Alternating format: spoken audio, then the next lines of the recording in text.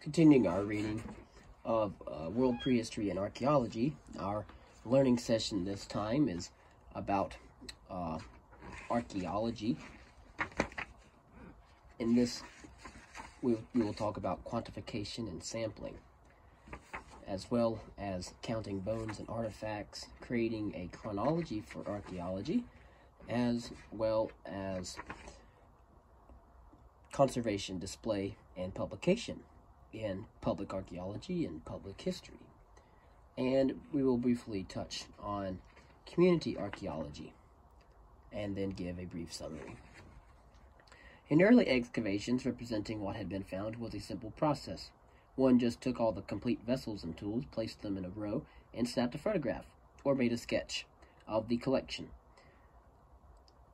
But this approach works only so long as one recovers complete artifacts and discards everything else. Today, archaeologists recover all artifacts, including broken pieces and waste, as well as a wide range of ecofacts. Only in rare cases is it possible to present each object individually. Certainly, unique pieces and artifacts of particular historical or artistic merit receive individual attention. However, the vast bulk of the material can be represented only by quantitative methods. The methods of quantification used by archaeologists range from simple databases, which provide counts of various types of objects, to sophisticated statistical techniques. In analysis of large bodies of data, it is often possible to use a sampling strategy such that only a portion of the material is actually analyzed. In studying artifacts and ecofacts, also known as material remains or cultural material, archaeologists often rely on statistical sampling strategies to allow a true representation of the site to emerge without having to measure or describe every single object recovered. On many sites, the number of artifacts and ecofacts recovered is in the hundreds of thousands, making sampling an essential tool. When counting bones using quantitative methods, it requires that one understand the way these methods work. Problems that at first seem quite simple often turn out to be far more complex. For example, counting animal bones would seem to be quite a straightforward undertaking. If one is able to identify the bones by species, then one should be able to make a chart illustrating the relative frequency of bones of different animals found on the site. This method of counting is known as number of identifiable specimens, or NISP, number of identifiable specimens. Some archaeologists have argued that NISP does not provide an accurate quantitative picture of the relative frequency of different animals that make up an assemblage. To illustrate this point, imagine a site that produced the complete skeleton of a rabbit and 10 left tibias from cows. According to NISP, there would be more rabbits represented on the site than cows, but in fact, there are the remains of 1 rabbit and 10 cows. To get around the problem, some archaeologists prefer to use a method known as minimum number of individuals, or MNI. And so we have learned NISP is the number of identifiable specimens, and MNI is the minimum number of individuals. According to this method, the minimum number of individuals, each skeletal element, i.e. left tibia or first upper premolar, is counted individually. The number of examples of a given element is then divided by the number of bones of that type that occur in an individual skeleton. For example, there are 2 first upper premolars in any individual skeleton, so the number of upper premolars found would be divided by 2.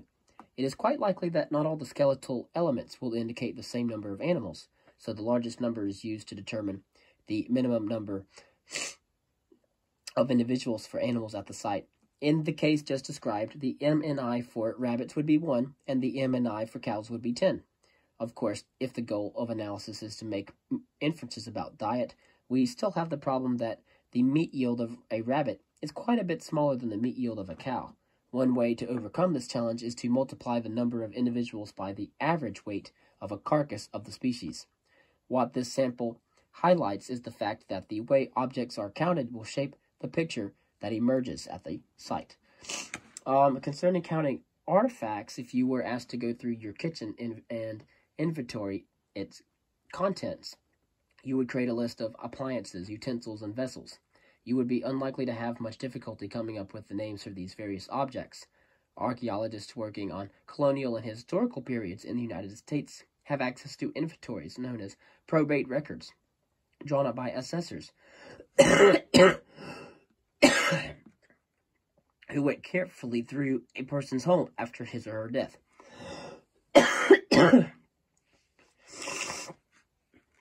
However, archaeologists working on prehistoric sites do not have access to lists of artifacts drawn up by the people who lived there at the time. One of the first steps of artifact analysis is to create a classification of the objects. So most artifact classifications begin by defining major categories of objects. In your kitchen, you would likely separate appliances from vessels and utensils. You might then define vessels as objects used to hold food and utensils as used to process food by hand. It would then be rather simple to divide vessels into pots, pans, plates, and bowls, and then to divide utensils into forks, knives, and spoons.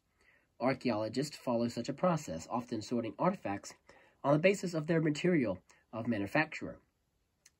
For example, bone tools, stone tools, pottery, metal, etc. Archaeologists usually want to go beyond simple reporting of how many bowls and plates were found on a site. It is often critical to describe the detailed characteristics of the artifacts. Including this type of information, even in the inventory of your own kitchen, might be challenging. How do you describe a plate, a fork, or a knife?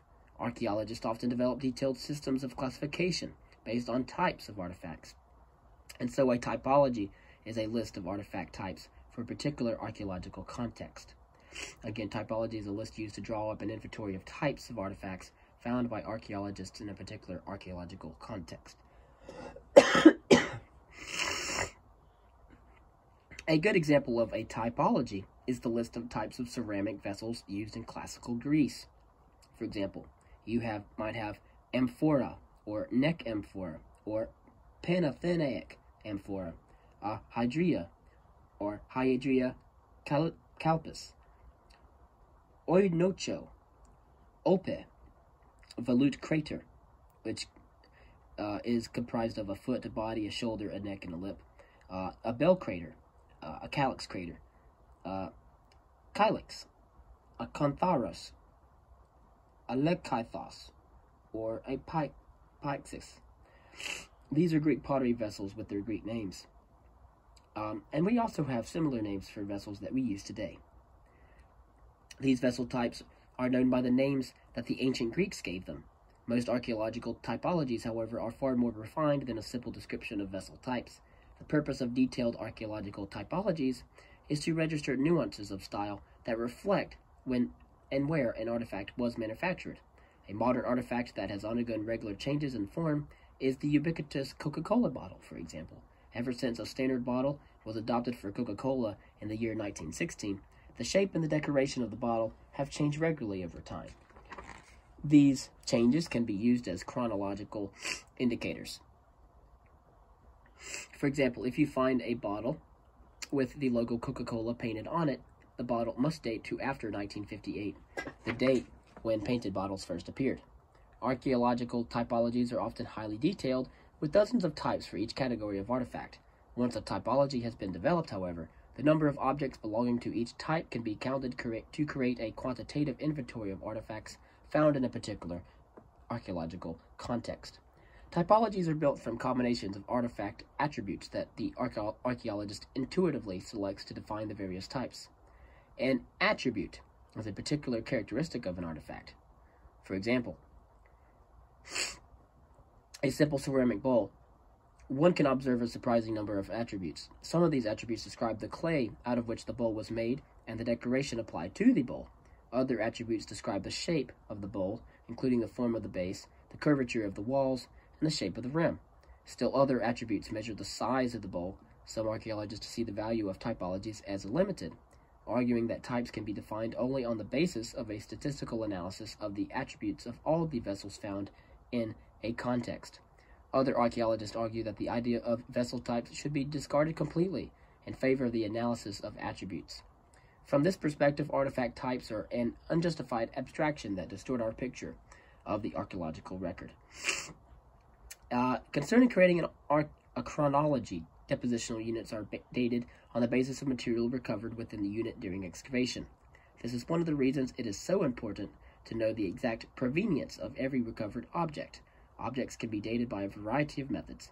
Some artifacts are of a known date of manufacture. Coins, for example, are a good example of such artifacts. Artifacts with a known date of manufacture allow archaeologists to create an absolute chronology stated in terms of calendar years. Of course, other artifacts can be placed within a regional chronology on the basis of style. Often pottery, for example, is used to date archaeological sites because of frequent identifiable changes in the shape and the decoration of vessels. Frequently, chronologies based on artifact typology are called relative chronologies that place assemblages in a temporal sequence, not directly linked to calendar dates. In most regional chronologies, artifacts are used to create and correlate the stratigraphic sequences of a site within the chronological framework for a region. In the absence of artifacts with a known date of manufacture, the relative frequency of different artifacts is used to fit a particular context into a regional chronology. The method of comparing the relative frequency of artifact types between contexts is known as seriation. Again, seriation is the method of comparing the relative frequency of artifact types between contexts. The assumption behind seriation is that the frequency of an artifact form will increase gradually over time and then decline gradually after reaching a certain peak. An important illustration of the principle that the frequency of an artifact form will increase gradually over time and then will decline gradually after reaching a peak is found in shifting preferences for design motifs on gravestones, for example, in colonial America. From 1720 and 1750, the main motif used on gravestones was the death's head. Between 1760 and 1780, the frequency of death's heads declined as cherub motifs increased. The number of cherub motifs reached a peak between 1780 and 1789, and after 1780, the frequency of cherub motifs gradually declined as urn and willow motifs increased. So, a number of scientific methods have been developed for determining absolute dates of material recovered from archaeological sites. We have radiocarbon dating measures, which measures the decay of carbon isotopes. Charcoal, bone, and other organic material can be dated with this method. Radiocarbon dating can be used for sites younger than 40,000 years. Accelerator mass spectrometry, or AMS, radiocarbon dating is an advanced method that can date extremely small samples. Radiocarbon dates need to be calibrated to arrive at calendrical ages.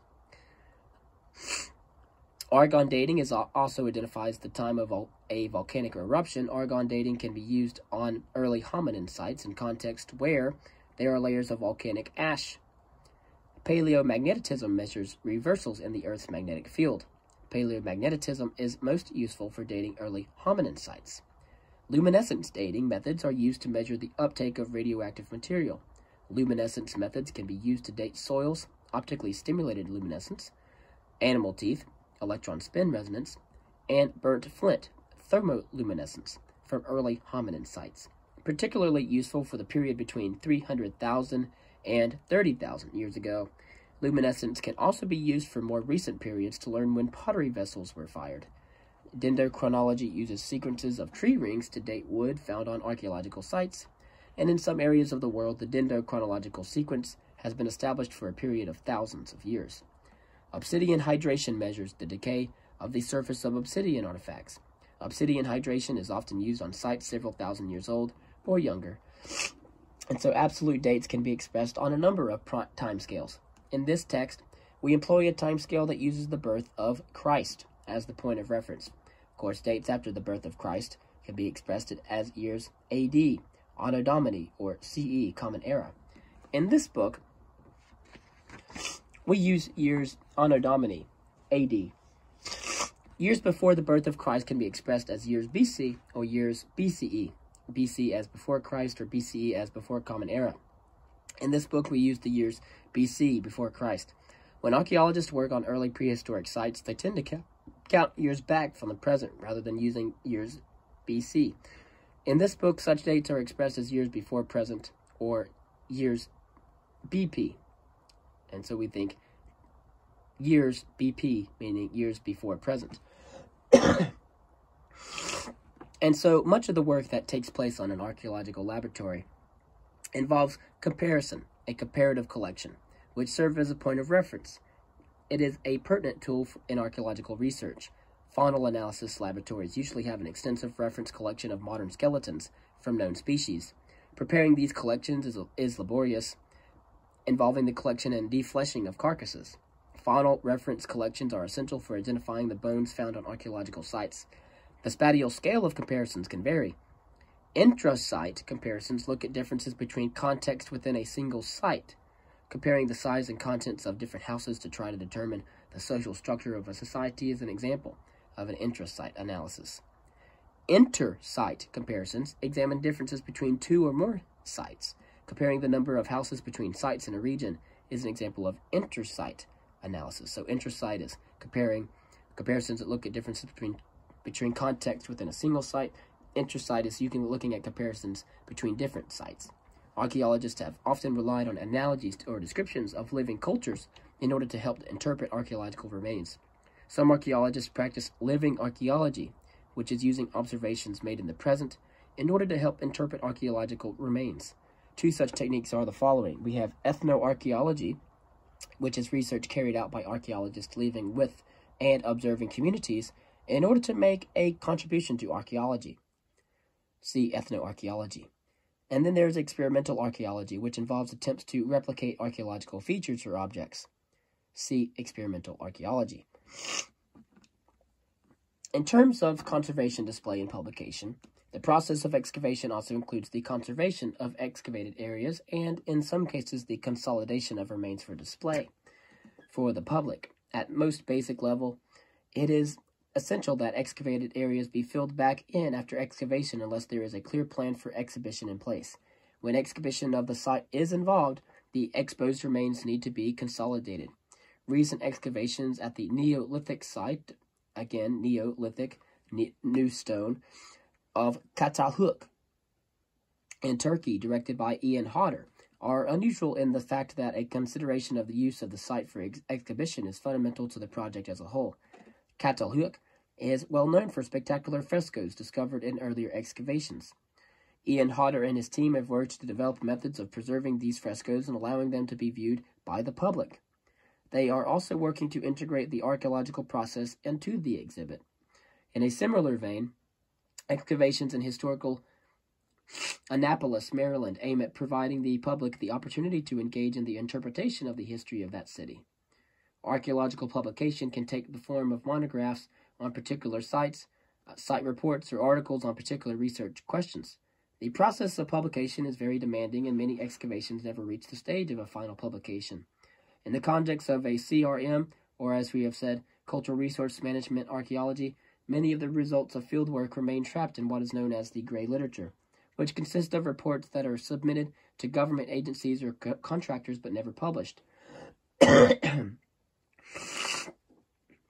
Eric Kansa raises a series of troubling questions about how archaeologists treat their data, asking why should the public continue to finance research that largely languishes